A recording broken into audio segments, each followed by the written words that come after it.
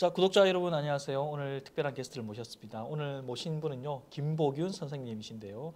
사실 제 동기입니다. 김보균 선생님이란 호칭보다 김보균 씨가 사실 더 좀 편하긴 해요. 네. 보균 씨, 보균 씨. 네. 제가 지금 이렇게 앉아서 이야기를 하는 게 한 몇 년 만인가요? 되게 오래된 네. 것 같아요. 네. 네. 거의 한 10년쯤 된 것 같은데 네. 사실 저도 오늘 거의 미리 질문지를 서로 공유한 게 아니라 거의 10년 만에 처음 만나서 회포를 푸는 컨셉으로 진행을 하려고 합니다.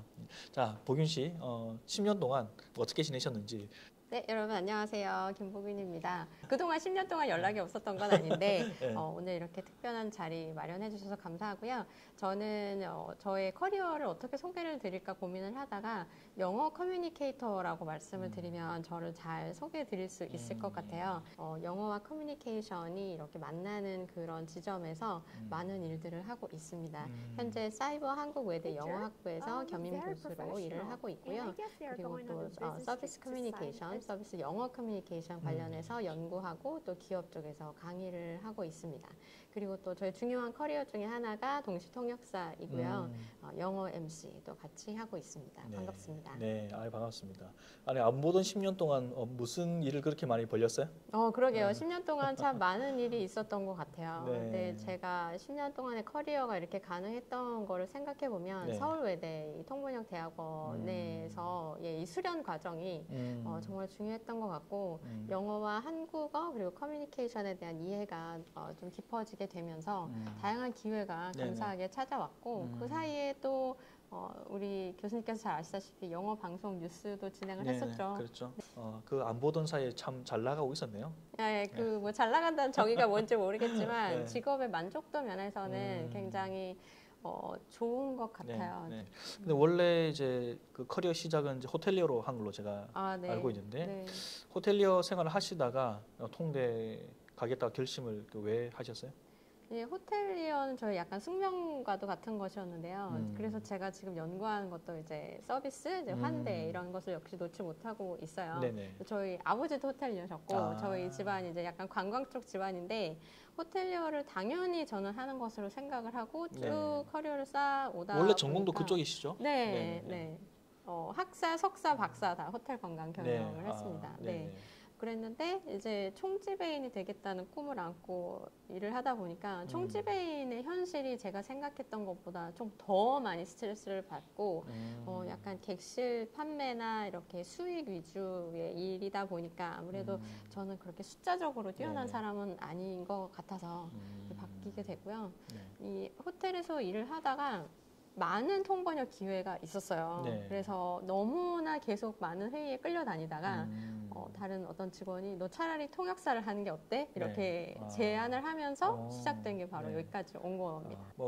진작에 생각했던 건 아니었겠네요. 초반에는. 그런데 저도 생각은 하고 있었고 워낙 호텔에서 네. 이 본사하고의 어떤 커뮤니케이션에서 네. 제가 주축인 역할을 많이 해서 통번역 학원을 이미 다니고 있었어요. 네네. 네, 그래서 그 친구가 해줬을 때 정말 이게 콜링인가 하면서 이 대학원의 시험을 보게 됐고 네. 너무 예상치 못하게 입학을 하는 바람에 네. 그 이후에 삶이 많이 힘들었습니다. 이렇게 준비가 네. 잘 돼서 들어온 우리 이성두 교수님 같은 분은 좀 아닌데.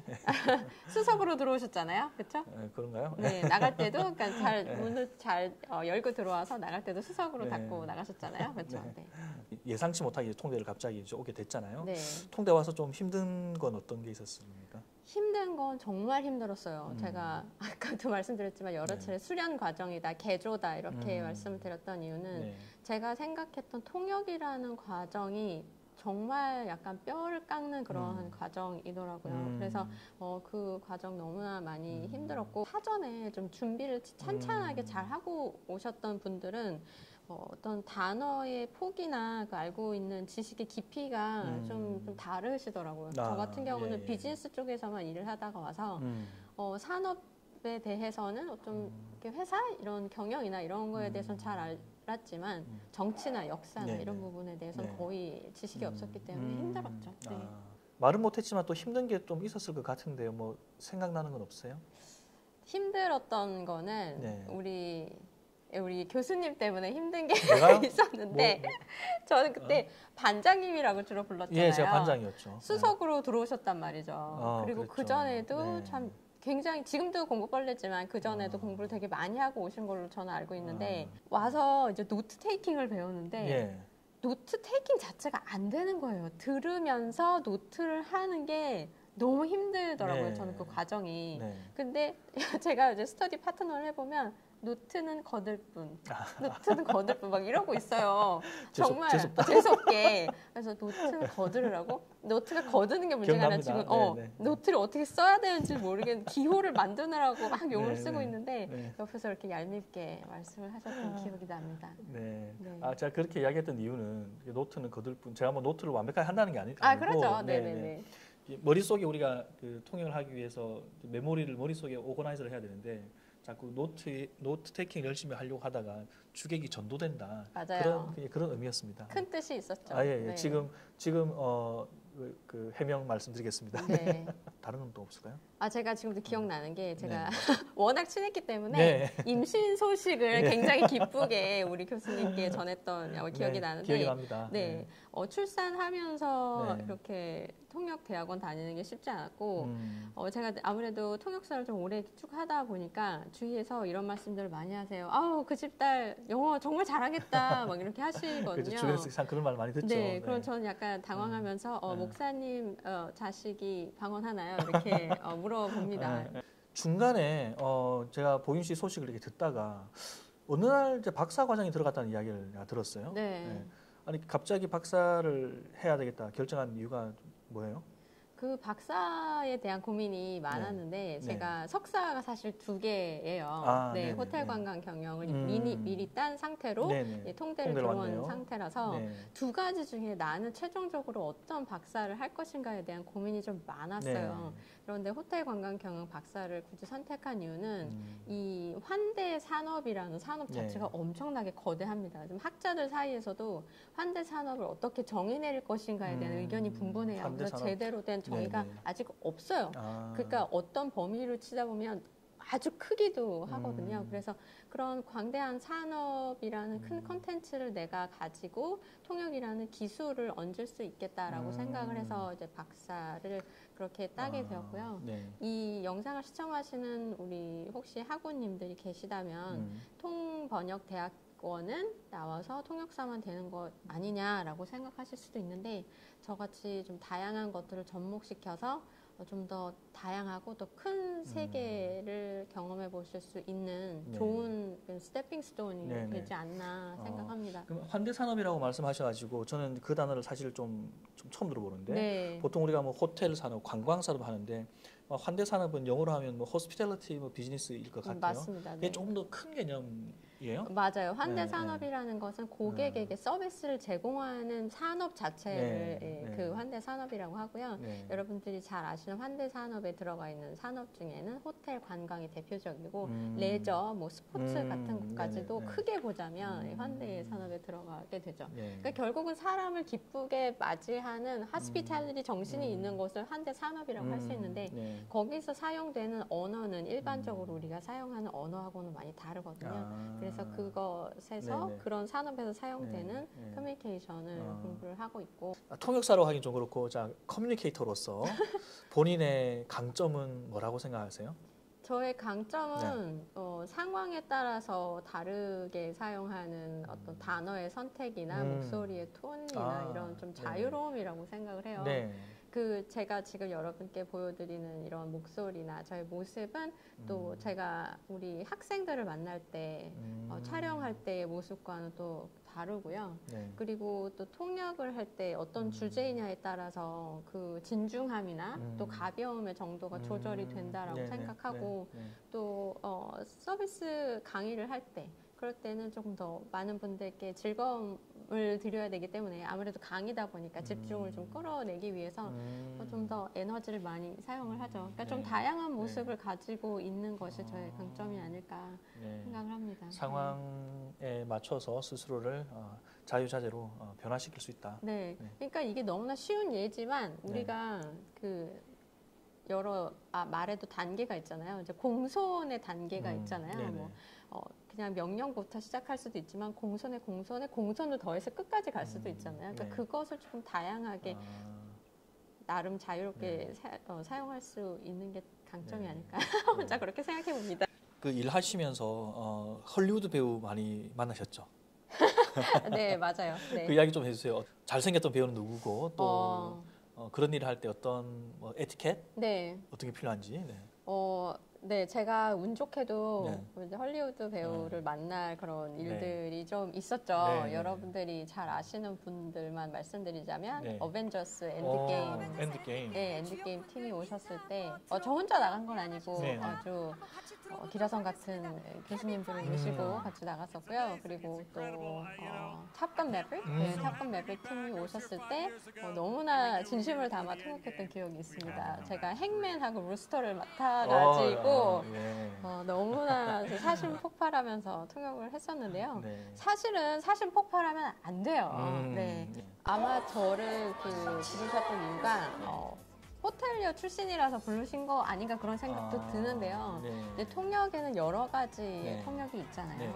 이제 수행, 또 순차 이런 것들이 있는데 내가 모시는 고객이 편안하게 그 행사장에 잘 들어가시고 그러니까 통역사가 네네. 그냥 통역만 단순히 딱 하고 끝나는 게 아니라 그 현장에서 그 배우가 좀 편안하게 하실 수 있도록 도와주는 것도 그런 능력 중에 하나라고 네. 생각을 하거든요. 그래서 배우분들이 편안하게 인터뷰하실 수 있도록 많이 좀 저도 노력을 했고요. 네. 그 호텔 다닐 때도 연예인을 많이 뵀어요. 이제 네네. 국내외 연예인분들을 뵐 수밖에 없는 호텔 다 오니까. 네, 환경이라서 많이 네. 뵀는데 그때 그런 연예인들을 뵐 때는 그냥 이제 매너 있는 모습만 그리고 표면적으로 본다고 하면 이제 이 통역을 통해서 유명인들을 뵐 때는 이제 그분들이 카메라가 꺼졌을 때 하는 행동이라든지 이런 것들을 볼 수가 있어서 절대로 어떤 일이 있을 때 그거를 네. 발설한다거나 인스타에 올린다거나 아니면 뒤에서 몰래 사진을 찍는다거나 뭐 그렇게 하면 절대 안 되고요. 절대 개인적인 행동은 용납되지 안 않네요. 됩니다. 네, 지금 일하면서 전 한 번도 사인해달라고 해본 적이 없는 것 같아요. 꼭 그렇게 하고 싶을 것 같은데요. 근데 네. 제가 입장을 바꿔놓고 생각해보면 네. 내가 지금 여기에 한국에 이 영화를 홍보하기 위해서 왔고 정말 스케줄이 엄청 많거든요. 근데 그렇게까지 또 부담을 받고 싶지 않을 것 같아요. 입장 네네. 바꿔놓고 생각해보면. 네. 네, 그래서 좀 프로페셔널한 모습을 많이 보여드리려고 노력을 했습니다. 네. 한 가지 부작용은 있어요. 부작용? 네. 네. 이렇게 촬영을 쭉 하시는 모습을 하루 종일 따라다니고 하다가 이제 집에 가보면 갑자기 이제 현실로 이게 천상계에 있다가 이제 현실로 내려오니까 네. 좀 힘들죠, 심적으로. 집에 계시는 우리 남편분은 이제 현실이니까 네. 그렇습니다. 네. 이 영상을 안 보시기를 제가 그런 연예인 통역과 그 국제 회의 우리 하는 통역과 어떤 게 더 힘들어요? 저는 연예인 통역이 더 힘든 것 같아요. 왜요? 네, 왜냐하면 네. 연예인 통역은 뭐 현장마다 좀 다르겠지만 특히 이분들이 팬분들이 많잖아요. 그래서 제가 실수를 하면 또 그 팬들이 정말 많이 화가 날 거 아니에요.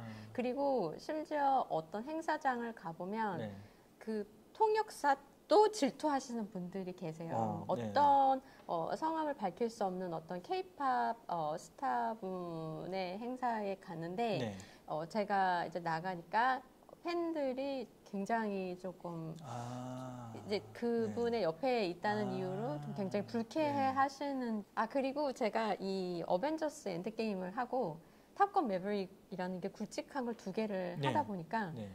누가 제일 잘생겼냐 이런 얘기를 항상 물어보세요. 제가 그걸 물어보고 싶었었어요. 네, 누가 제일 잘생겼냐. 제가 이제 그 약간 뒷얘기를 해드리면 그 어벤져스 엔드게임 할 때는 사실 저는 그 캡틴 아메리카가 오기를 너무나 바랬어요. 근데 캡틴 아메리카가 안 오셨어요. 안 왔죠. 그래서 그때 아이언맨하고 호크아이하고 캡틴 마블이 오셨어요. 그분들이 싫다는 게 절대 아니고, 캡틴 아메리카나 토르가 이렇게 와줬으면 하는 생각도 있었는데 어쨌든 그런 제 개인적인 사심이었고요. 그리고 이제 톰 크루즈하고 그 루스터랑 행맨 그분 다 오셨는데.